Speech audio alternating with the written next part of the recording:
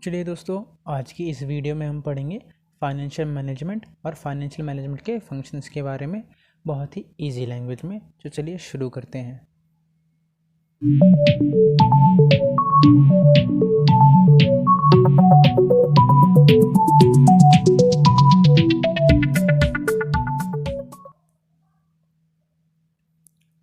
What is financial management? Explain the basic finance functions of financial management. तो financial management क्या होता है? Financial management is concern with efficient use of an important economic resource namely capital fund. Financial management जो है वो concern with होता है efficient use के लिए एक इम्पॉर्टेंट इकोनॉमिक रिसोर्स के लिए, जैसे कि capital funds. It is the true study of the problem involve in the use and acquisition of funds.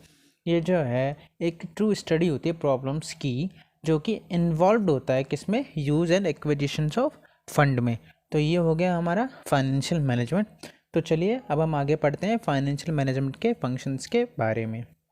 There are 3 functions of financial management. 3 तरीके के फाइनेंशियल मैनेजमेंट होते हैं, 3 फंक्शंस होते हैं।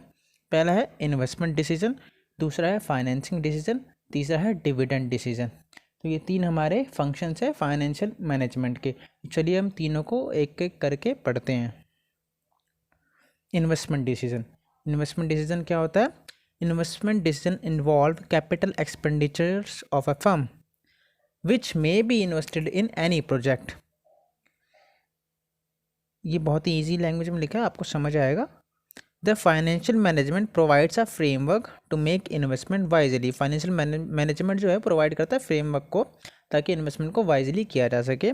When a decision is taken in relation to an immovable property, it is known as capital budgeting decision. जब कोई immovable property से related कोई decision लिया जाता है तो उसे capital budgeting decision कहते हैं। The firm invest its fund in the purchase of fixed and current assets.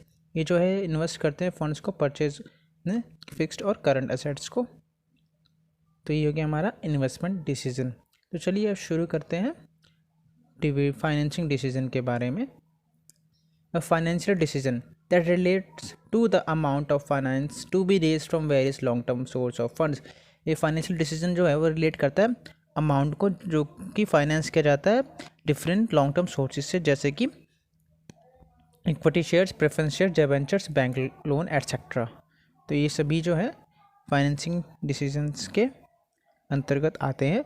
It is the second important function to be performed by the financial manager.